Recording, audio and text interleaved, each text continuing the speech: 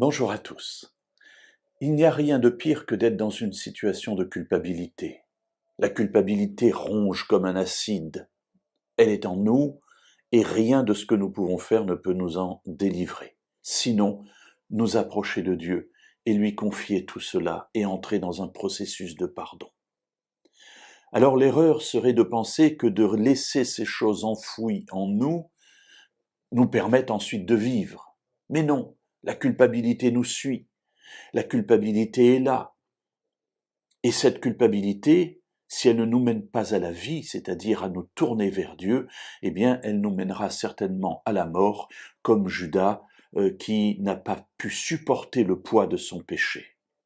Et David a vécu une telle situation. Vous vous souvenez, le roi David, le grand roi David, un des personnages bibliques, modèle, annonciateur du Messie, annonciateur de Jésus, eh bien, ce grand roi, cet extraordinaire personnage, eh bien, un jour a fait une faute terrible. Une faute qui a euh, engagé derrière lui, j'allais dire, la femme avec qui il a eu des relations sexuelles, son chef de l'armée, des soldats, le mari de cette femme, un de ses enfants, tous ses enfants et finalement l'ensemble du peuple d'Israël. Ça a été quelque chose de terrible, des problèmes en cascade qui finalement ne se sont jamais arrêtés.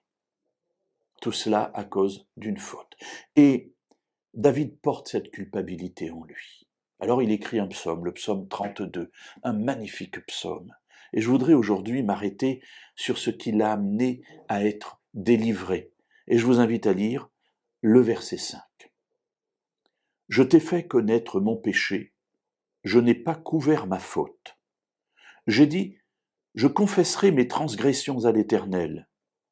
Et toi, tu as enlevé la faute de mon péché. Alors voilà ce qui a libéré David.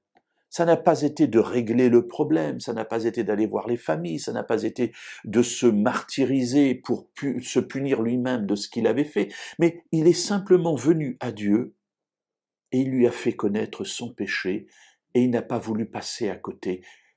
Il a, dit-il très clairement, il n'a pas couvert sa faute. Voilà, mes amis, le moyen simple que Dieu a prévu pour enlever de notre cœur la culpabilité. Parce que Jésus a porté nos péchés lorsqu'il est mort. Ne craignons donc pas, comme David l'a fait, de nous approcher de Dieu afin de lui confier notre faute, de lui confier notre culpabilité et de lui dire, voilà, je ne te cache pas mon péché, j'accepte de le voir et de me voir tel que je suis. Maintenant, Seigneur, libère-moi pour que je puisse vivre. Et si je viens à toi, c'est parce que je sais que tu le feras.